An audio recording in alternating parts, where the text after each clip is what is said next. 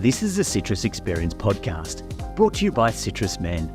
We're passionate about growing premium grafted citrus trees and helping you on your growing journey. Whether you're a seasoned gardener or an emerging green thumb, this series is for you. We share expert advice, insider knowledge and practical tips you can apply because we know and grow citrus. Hello and welcome to the Citrus Men podcast. I'm Susan Burns. And I'm Gary Isles. In this episode, we're going to be discussing the milestones that you can expect from the citrus tree.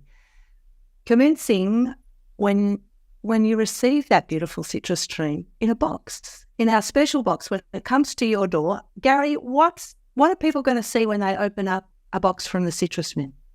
Well, a very well presented citrus tree that's had a lot of work go into it, and ready for them to plant in their garden or in their container on their balcony or wherever is suitable. So yes, it's you'll get two sizes depending on whether it's a dwarf tree or a normal tree.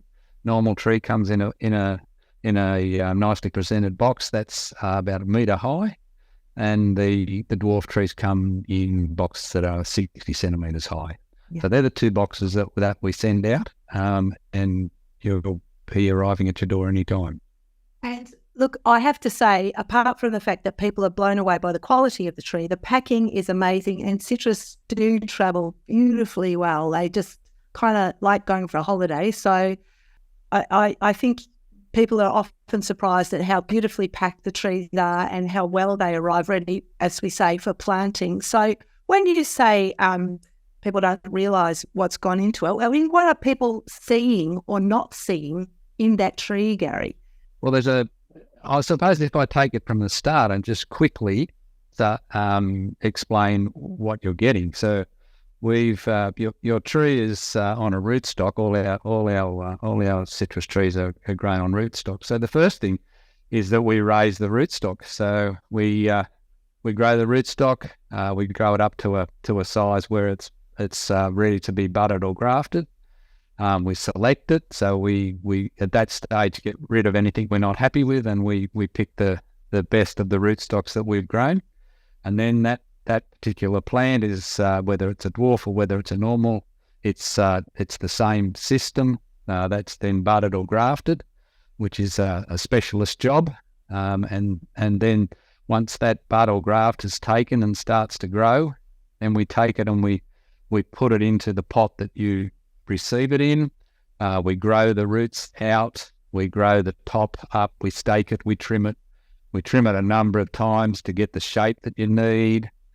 And we put the stake in it to keep it straight and very presentable. And then when it's grown to the size, we select it, and then we prep it for sale and pack it in the box. So it's quite a process. That plant's touched many times by specialist staff, and in order to get you the best possible plant for you to plant in your garden. Yeah, look, that's a really interesting point you make, Gary, because sometimes people that perhaps don't see or understand the value in a plant, particularly a grafted citrus, where there's been, as you say, a lot of hands touching that plant. It's been moved around the nursery many, many times, and there's been a lot of IP and love gone into producing that plant. It's quite an investment. And when people are paying something like $20 for a pizza that's been handled, I don't know, twice, I don't get it when people don't see the value in a tree. So we work with nature, and that we enjoy doing all that. So and it's great when we can supply such a nice plant ready to grow for the end user. Yeah. Now there's two distinctions too that we probably need to point out here. When you say that you raise the understock or the rootstock, that's actually coming from certified seed, isn't it? And that's seed, not seed that you just go out when you spit out a few mandarin pips. That's proper seed that you're getting and treating. It's all virus checked and both our seed and our grafting or budding material is all come from certified sources.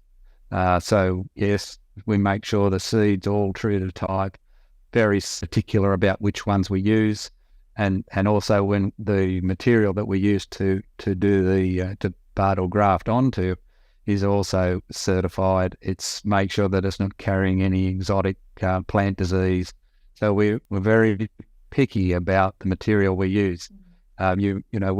Nurseries are often asked to propagate plants from someone's backyard.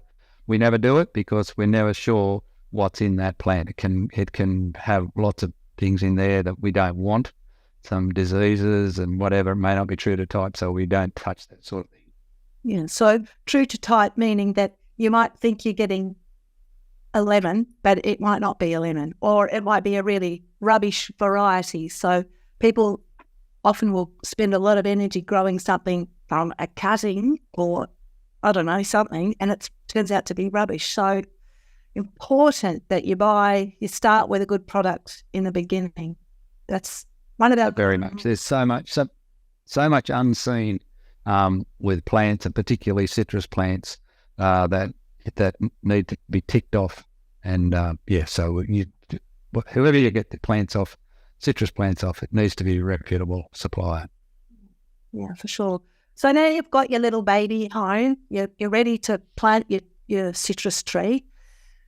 You've got to make the decision whether you're putting into a pot or into the garden. So if you can't get it done straight away, how long can people leave the tree in that pot, Gary?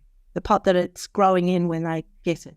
There's no desperate hurry, but the problem arises if you don't pot it up and you leave it in the corner and it doesn't get watered or gets forgotten about for a few weeks. Then you're looking at a small volume of potting mix for that plant to survive on. So it needs to be watered. So if it's a couple of weeks, no problem, and it will grow on in that pot, no problem if it's looked after. So I would suggest that when the plant arrives, that then they plan to plant it fairly quickly. It will be looked after better. It will last weeks in that pot. There's no desperate hurry, but pot it up, plant it in the garden as soon as you can. My only proviso would be to say if it's going to be 45 degrees tomorrow, then maybe leave it till it's under 40. Just be a little bit circumspect about how you'll get the stresses for that poor plant. If you're going to put it out in the direct sun and it's going to be 45 degrees, well, maybe wait a couple of days until the cool change comes through and let it get acclimatized a little bit. But yeah, put it into your container or your garden as soon as it's practicable. Yeah, sure. And I think, look, we say that on the box, but I think when you get your plant, clearly the tree has been in deep shade in the box, dark.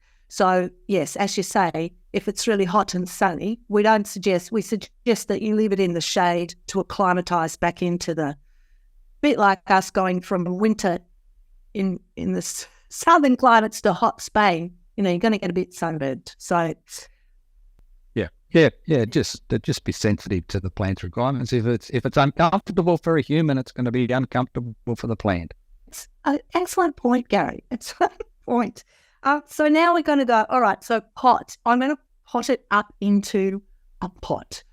What size? This is the biggest question. People are lazy. They always go, I'm going to put it in a wine barrel, and bang, they put this 160, 170 mil pot up into a huge wine barrel. It's like hopping into your dad's shoes. Yeah, I would say with the size plants that you get through Citrus Men, if you're aiming in a pot 30 to 40 centimetres, that's ideal. The roots area will fill out reasonably. But if you go much bigger than that, you've got a small plant in a lot of mix and a lot of time till it gets to the sides and starts to fill that area with the roots. So that 30 to 40 centimetre size, I think, is ideal. And also it's size that you can move around if you want to move it around as well. Sure. Because I think what people need to remember is that the plant is kind of feeling its way, and it will do that with its roots, won't it? It'll put out those little roots until it touches the sides of the pot, and it goes down and it's feeling things, and that's when it signals up to the plant to start growing. So sometimes people will say, oh, my citrus tree isn't growing. Well, that's because it's expending all its energy in the root system, exploring the grounds, this huge pot that it's got to swim around in. Very different to the ground, to being in the garden. But yeah, overpotting. See, another big issue with overpotting is the watering, isn't it, Gary? Yes, yeah. It's watering. It's always a bit of an issue to get the watering right. And if you've got a lot of potting mix with no roots in there, then you could be overwatering, and also not making full use of your mix. Keep it in the size range that I suggested. Works best for that root zone. And it's always what's in the roots. The area you don't see is the most important part. For sure. And again, this is another important factor when we're thinking about potting into a pot. We're going to use, and we always suggest using the most premium potting mix, the best potting mix that you can afford. There's no point, even I know of people that will buy a rubbish potting mix and put it in the bottom or even garden soil and then top it up with a good quality potting mix. No. It's got to be quality all the way. That's right. And one of the most important things is the amount of air in the mix. The amount of air in the mix, that's where the roots grow, into the air spaces between the particles. And top quality potting mix has the right amount of air in the mix, and so that will help your roots grow out into the mix much better. If it's too fine, if there's not enough air in the mix, well then the roots will struggle, and you'll see that in the top of the plant because the roots aren't happy. Yeah, so getting that potting mix right and getting the pot size right is crucial. And depending on the time of the year, when we're recording this episode, it's winter. So we wouldn't, if we received a tree at this time, citrus are really in a bit of a kind of winter coma. They're not really doing much. But if you receive the tree in spring or late spring or summer, they're going to be active. What sort of would you expect to see in your tree after you've potted it, Gary? Unless it's the dead of winter, the roots will start to grow. Dead of winter, they may sit there for a little while, but winter passes pretty quickly, and once the soil starts to warm up, the roots will get going. So the roots will grow first out into the surrounding mix, and then once if you're in winter, then the tree won't do much. As you say, it's in a bit of a sleep zone or coma. It's ticking over, but not much happening. And then when you get to spring, this tree will you'll see some little soft shoots start to come. Often that'll be a flower shoot first in spring, or flowers will come. And then after you have that flower flush, then the growth flush will come. Would you say that's temperature related? We often get questions of people say, oh, it might be September, and people are saying, oh, my citrus tree hasn't moved. It's not moving, apart from the fact that they might have overpotted it. I think really citrus love the heat, don't they? They're really going to start to move when it's hot. Oh yes, that's right. They do.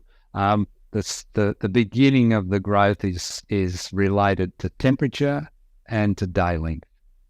They're your triggers. But citrus love the heat. That's when they do their most growing.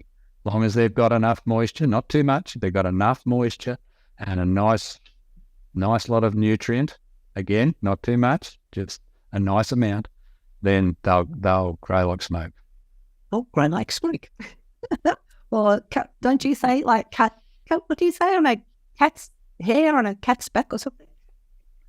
One of your sayings? Hair on a cat. Yes, one of my sayings is when seeds germinating, it comes up like hairs on a cat's back. Right, that's it. Okay. Knew it was something like that. So The other big question, people, this is the big question. When am I going to get fruit? People want to know that in their journey of citrus. When are they going to get fruit? Well, the first thing I would say is be patient, because citrus have an annual cycle. So they generally flower in the spring. Odd times you'll get flowers at other times, but generally flower in the spring, grow through the summer. The flowers become fruitlets as we go into summer. Then the fruit slowly sizes up, and then by the next winter, it starts to mature. So if you got a tree today, and we are in the middle of winter right now, if you got a tree today, then in the spring you would get some flowers, and those flowers would become fruit in the following winter. We always recommend with a new tree is that you take the fruit off in at least the first season, because firstly, fruit is better on a more mature, well-established tree. So the fruit is better when you've got size in the tree. And the first year, better off getting as much root growth and shoot growth as you possibly can. So if you leave fruit on, the tree puts the energy into the fruit and not growing. So the tree will just stay the same and it'll grow the fruit. You'll get a few pieces of fruit and they'll be reasonable. But if you in an ideal situation, take that fruit off, wait a bit longer, get some size in your plant. There's satisfaction in seeing the plant grow in any case. And then once you've got some size in the plant and the root systems are more established, then let it go and let it fruit. I agree. I think we've all seen so many times a poor struggling citrus holding on to one piece of fruit, and I think, gosh, for 90 cents you could go and buy a lemon. It's like, just grow the tree. It's all about the tree. It's just the tree that you're getting from Citrus Men is almost 2 years old already. So, the journey has well started for you. It's just, as we say, a little bit more patience and really nurture that tree to get vigor into it and a nice shape, and then it'll do its thing. I think too, the tree will naturally drop its fruit and its flower. People panic a bit about that too, but that's just the tree, correct? Yeah, and that'll happen. That'll happen whether it's a young tree or an older tree. They'll generally flower with much more fruit than what the tree can possibly carry. So as the petals drop and the fruit starts to form, then the tree will naturally be shedding fruit all the way through, right up until the fruit's nearly mature. It can shed fruit because there's too much for it to support. And in the end, it's a good thing, because if the fruit amount is right, then you'll get a good size, you'll get good juice, and all that. But that's naturally occurrent. So don't panic if you see fruitlets dropping on the ground. That's part of the process. Very natural. So we've now got our citrus tree in its pot, and we're being as patient as we can, sitting beside it, having a cup of tea. But what if we're putting it in the ground? What kind of, sometimes in a pot you're a little bit stuck. We know that we need to give it sun, but we're planting it in the garden now, Gary. What sort of steps do we need to do, and what kind of location really is the best? Well, I'll give you the best, but I'm also aware that the best may not be what everybody's got. So you do the best you can in your situation. So the area with the most amount of sun that you can use in your garden, they do like that sunshine, and then drainage. So if you've got soil that is that it might be a wet corner of the yard or something like that, try and not use that spot. If you do need to use that spot, if that's where the sun is but it's a bit damp underneath, well then just mound the tree up instead of planting it flat in the ground. Make a mound about the depth of the pot of good garden soil and plant it in that. That'll let the moisture drain away a bit better. So there are things you can do to alleviate when you haven't got the ideal situation. But if you think sun, you think drainage, and the environment when I say the environment, I mean it's wind can affect the tree, not with the life of the tree, but the look of the tree. So, wind can, sometimes the back of the leaves can get some tar spotting if you're in a really windy spot. It doesn't kill the tree or anything like that, but it just looks a bit off.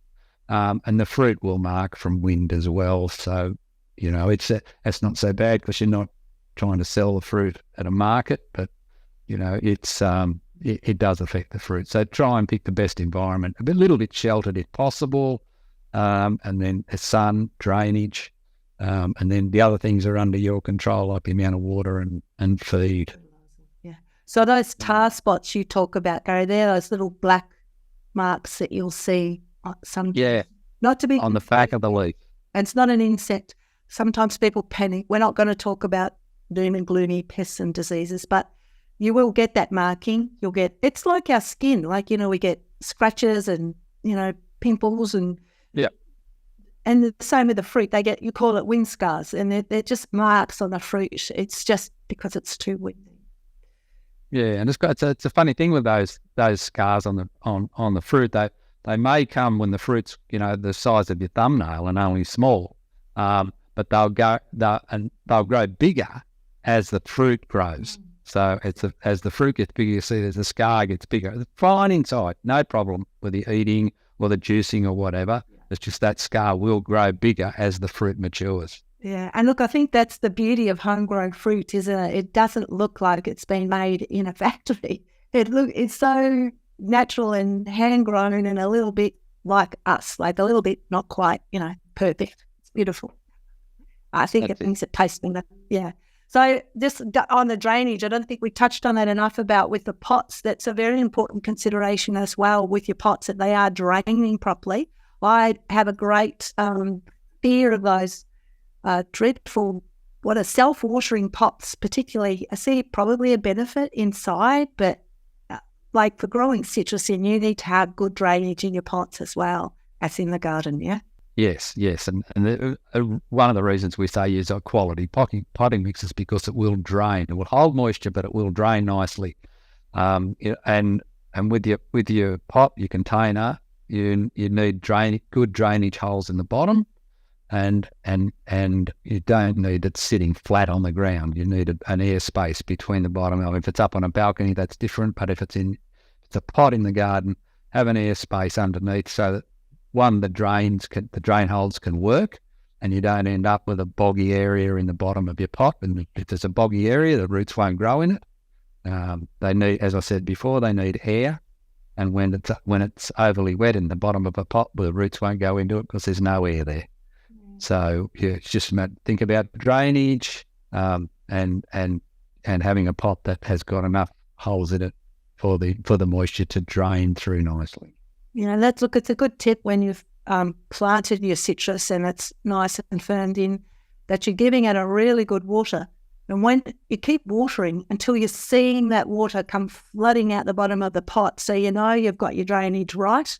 Sometimes you see a little bit of discoloration as that will settle over time, but that will give you a good gauge that your pot is draining well and that you've then thoroughly watered the plant. That's a really good way to begin your journey with potting up a tree. It's a little bit harder in the ground to see that, but you should, of course, flood it in so that, and you should see the water move away, shouldn't you? It shouldn't be puddling on the top of the surface if you've got the plant in the garden.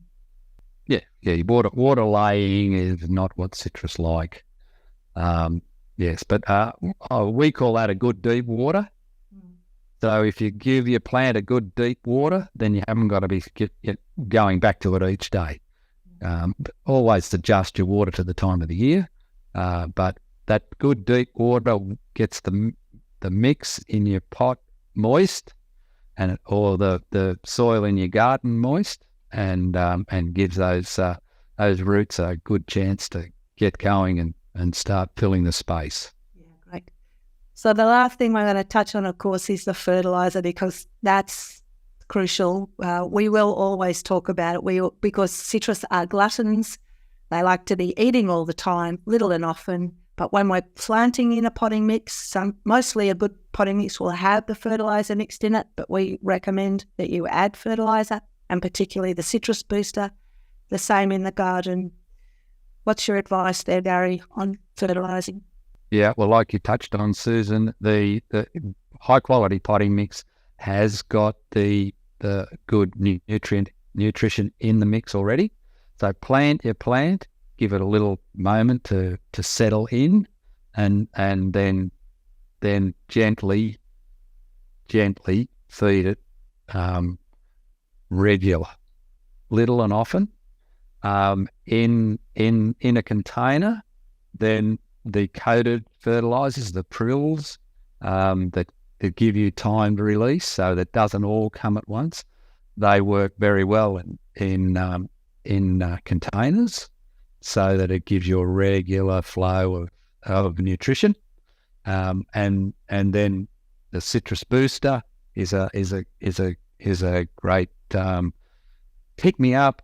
Maybe more than a pick me up, it helps for all the root growth and the plant hormones and all that. Gives it a boost. So they work together. In the garden, we like to be organic, because organic fertilizers help build the soil, increase the organic levels in your soil, help hold moisture, with still draining all right. So yeah. Organic feeds, they come nice and gently to the plant, and the citrus booster you can use on your plants in the garden as well. Yes, it's fantastic, isn't it? Really do. And it's a good thing to use when you've transplanted your pot, because, it's going, oh my gosh, where am I? And just getting a little citrus booster sort of stimulates those new feeder roots, and it reassures the citrus that everything's okay. It's going to be fabulous. Welcome to your new home. It's like having a drink. Yeah. And cheers. Yeah. Yeah, the stress of being shipped in a dark container for a week or so is and then planting out in whatever environment you end up in, that little hit with a citrus booster just smooths the way. Yeah, lovely. Yeah, well, look, we hope that's given you, our lovely listeners, a good overview of what you can expect from your tree, as we say, from when it arrives. The big thing is to be patient. Just be patient. Make your mind up about whether it's going in a pot or into the garden. Choose your pot and your potting mix properly. Have your fertiliser regime ready. Think of the citrus tree as like a cat. I often say, where would a cat like to live? Somewhere where it's warm and sunny and a bit out of the wind. That's often a great spot for a citrus tree in the pot or in the garden. And just be patient. Just enjoy the process of growing your beautiful tree, and the fruit will come. Absolutely. Yeah. So thanks, Gary, and we'll look forward to our next episode when we discuss more citrusy, wonderful things. Thanks for listening. For resources and contact details relevant to this episode, please see the show notes. Subscribe to Citrus Experience so you know when the next episode goes live, and follow Citrus Men on social media for more great content.